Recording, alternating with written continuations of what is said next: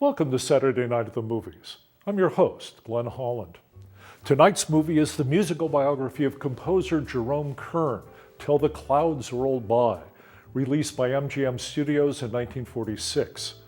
It was directed by Richard Wharf from a screenplay by Miles Connolly, Gene Holloway, and George Wells, adapted from a story by Guy Bolton. Till the Clouds Roll By stars Robert Walker, Van Heflin, Lucille Bremer, Judy Garland, and Dorothy Patrick, with a bevy of MGM musical stars, including June Allison, Katherine Grayson, Lena Horne, Van Johnson, Tony Martin, Dinah Shore, and Frank Sinatra. On December 27, 1927, composer Jerome Kern attends the opening night of Showboat, the Broadway musical that marked his greatest theatrical triumph.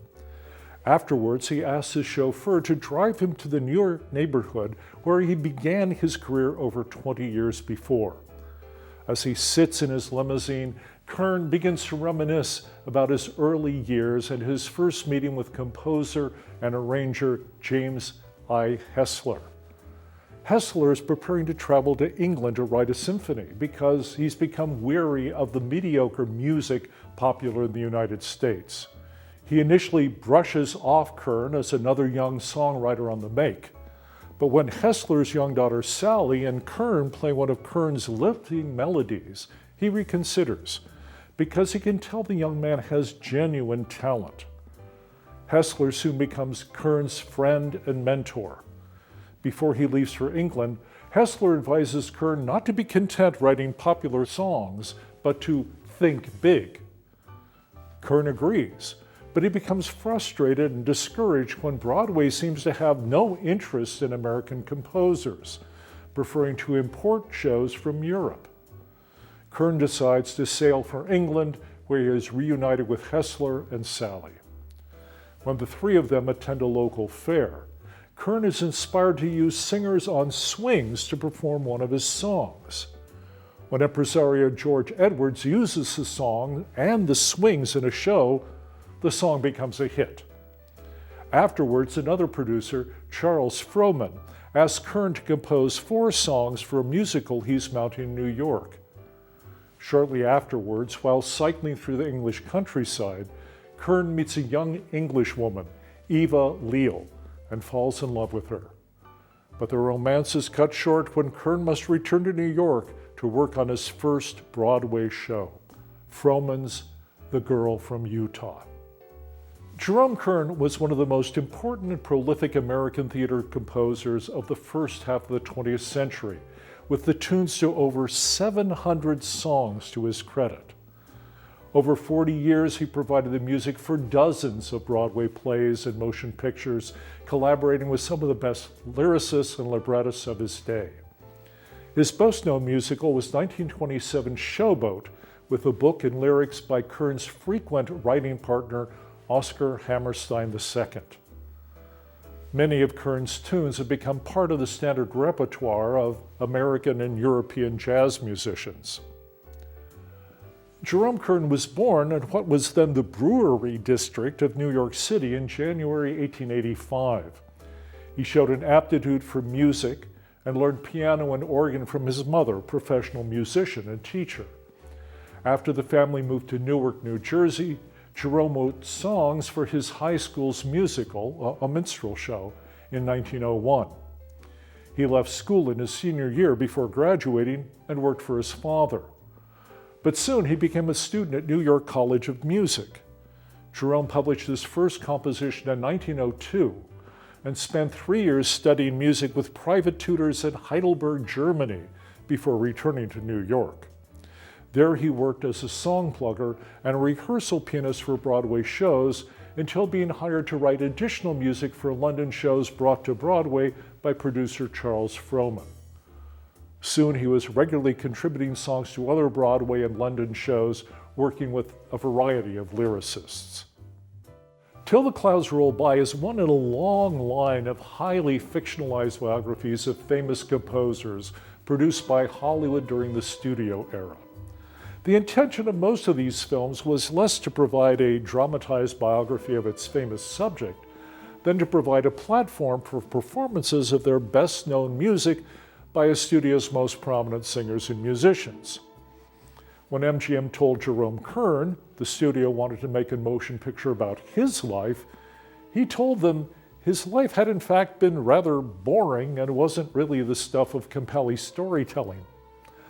But the facts were no impediment to creating a showcase for a composer's life and work.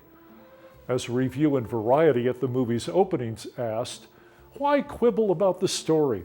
It's notable that Jerome Kern's saga reminds one of the Cole Porter biopic Night and Day. Both apparently enjoyed a monotonously successful life. No early life struggles, no frustrations, nothing but an uninterrupted string of Broadway and West End show success."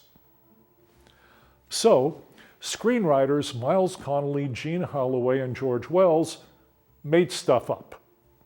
Most notably, Kern's mentor James Hessler and his daughter Sally, so central to the film's plot, are entirely fictional characters, although Variety suggested Hessler might be based on real-life veteran arranger Frank Sadler. Kern did indeed meet his wife Eva in England, but not in a country cottage. She was working behind the bar at her father's Riverside Inn when Kern stopped in for a drink. The two later had a daughter, Betty, who doesn't appear in the film at all. According to The Hollywood Reporter, Vincente Minnelli directed all the segments in Till the Clouds Roll By that featured his then-wife, Judy Garland. Those scenes, shot in Minnelli's distinctive style, were filmed in October 1945 before the start of regular production, because Garland was pregnant at the time. She gave birth to her daughter Liza in March of 1946. Originally, set designer Lemuel Ayers was slated to direct Till the Clouds Roll By as his first feature. Then Busby Berkeley was set to helm. Then, reportedly, Vincente Minnelli was to direct. And finally, Richard Wharf took the job. It remains unclear how much of the film owes to piecework by Berkeley and Minnelli, since it wasn't unusual for different MGM directors to collaborate with and cover for each other on studio films. When Robert Walker, who had previously appeared primarily in military roles, was chosen to star, MGM executives asked the composer for his opinion. Kern replied Walker was fine with him, but wanted to check with his wife, Eva. When he called her from the studio to tell her Walker had the lead, she told him he should stay at the studio to play the lead and send Robert Walker home to her.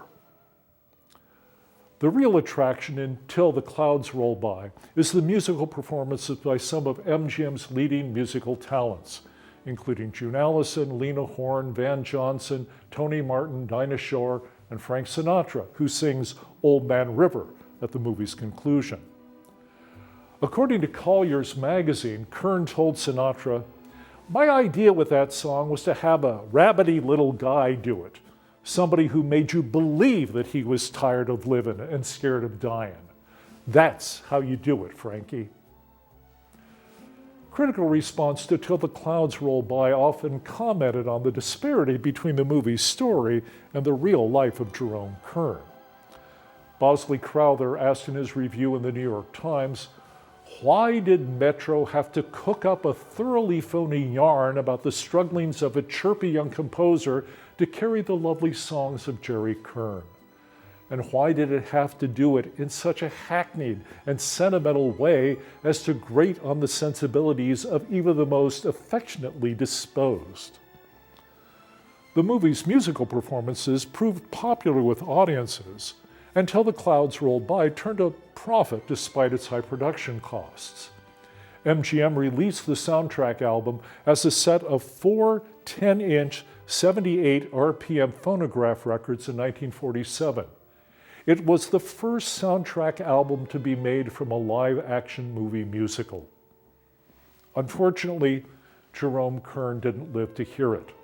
He died while Till the Clouds Roll By was still in pre-production, succumbing to a cerebral hemorrhage in November 1945 at the age of 60. Please join us again next time for another Saturday Night at the Movies. I'm Glenn Holland. Good night.